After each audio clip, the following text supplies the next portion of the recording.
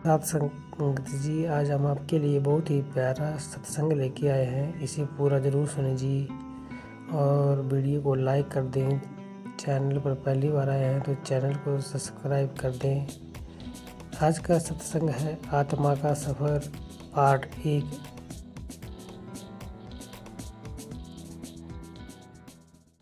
बाबा जी की प्यारी साध संगत जी, राधा स्वामी।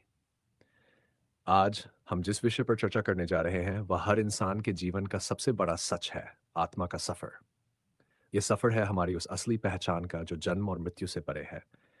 साध संगत जी, ये शरीर तो मिट्टी से बना है और मिट्टी में ही मिल जाना है। ये आंखें, ये कान, ये हाथ पांव, सब कुछ यही छूट जाना है। लेकिन इसके भीतर जो चेतना है, जो शक्ति है, जो जीवन दे रही है, वही हमारी आत्मा है। और वही आत्मा इस जीवन के बाद भी जीवित रहती है। गुरु साहिब फरमाते हैं, जो उपजे सो बिनस है, परो आजू की काल। जिसका जन्म हुआ है उसका नाश निश्चित है। यह संसार अस्थाई है, इसमें कोई भी चीज स्थायी नहीं। लेकिन आत्मा अमर है, वह प्रभु का अंश है। जैसे सूर्य से किरण निकलती है और वह किरण सूर्य का ही हिस्सा होती है, वैसे ही आत्मा प्रभु की किरण है। साध संगत जी, मनुष्य जीवन इसलिए अनमोल कहा गया है कि यही वह अवसर है जब हम इस आत्मा को उसके असली घर तक पहुंचा सकते हैं। पशु पक्षी, कीट पतंग और पेड़ पौधे ये साधना नहीं कर सकते। सिर्फ इंसान को ही यह वरदान मिला है कि वह आत्मा का सफर पूरा कर सके।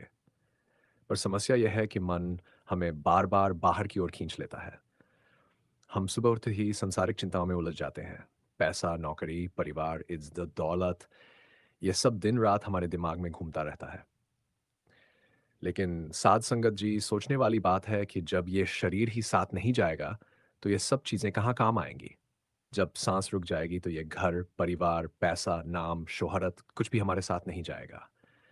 साथ जाएगी तो सिर्फ और सिर्फ आत्मा, और आत्मा के साथ जुड़े हुए कर्म।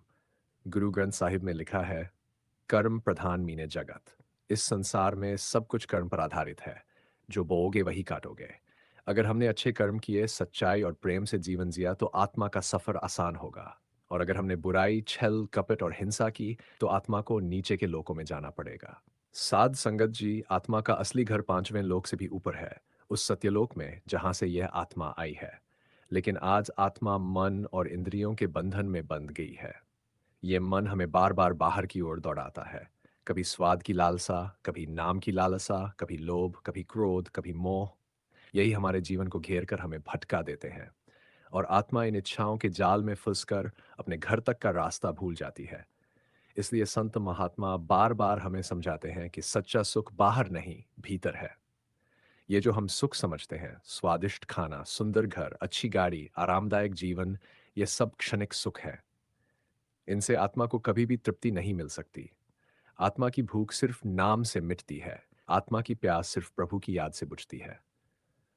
संत कबीर साहिब कहते हैं, मन लगा सतगुरु के संग तो दुख मिटे सब जूठे। अगर मन को गुरु के चरणों में लगा दिया जाए तो ये सारे जूठे दुख और मोह मिट जाते हैं और सबसे ज्यादा प्रेम मांगता है। गुरु हमें यह प्रेम का रास्ता सिखाते हैं। गुरु हमें नाम की दात देते हैं।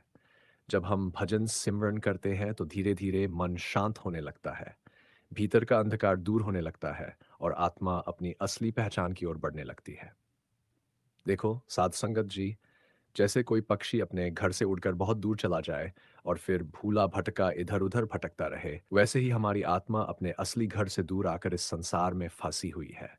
लेकिन संत महात्मा आते हैं और हमें रास्ता बताते हैं कि कैसे हम वापस अपने घर लौट सकते हैं। एक साखी आती है कि एक बार एक राजा ने बहुत बड़ा महल बनवाया। उसमें शीशे ऐसे लगाए कि हर दिशा में राजा का चेहरा दिखाई दे। जब राजा वहां गया तो उसने हजारों चेहरे देखे और घबरा गया। तभी एक साधु ने समझाया, राजन, यह तेरे ही प्रतिबिंब है, असली तो तू एक ही है। साध संगत जी, यही हाल इस संसार का है। हमें लगता है कि बहुत कुछ है, लेकिन असल में सब माया के प्रतिबिंब में। सच्चा सुख सिर्फ प्रभु और नाम में है। सच्चा सुख सिर्फ संगति। साध संगत जी, आत्मा का सफर तभी शुरू होता है जब हम भीतर की ओर यात्रा करें। बाहर भागते रहेंगे तो आत्मा बंधी रहेगी। ध्यान और सिमरन ही वह साधन है जिनसे आत्मा ऊपर उठती है। और जब आत्मा ऊपर उठती है तो परदर परत पर्दे हटते जाते हैं और आत्मा अपने मूल स्रोत की ओर बढ़ने लगती है। यही आत्मा का असली सफर है। राधा स्वामी जी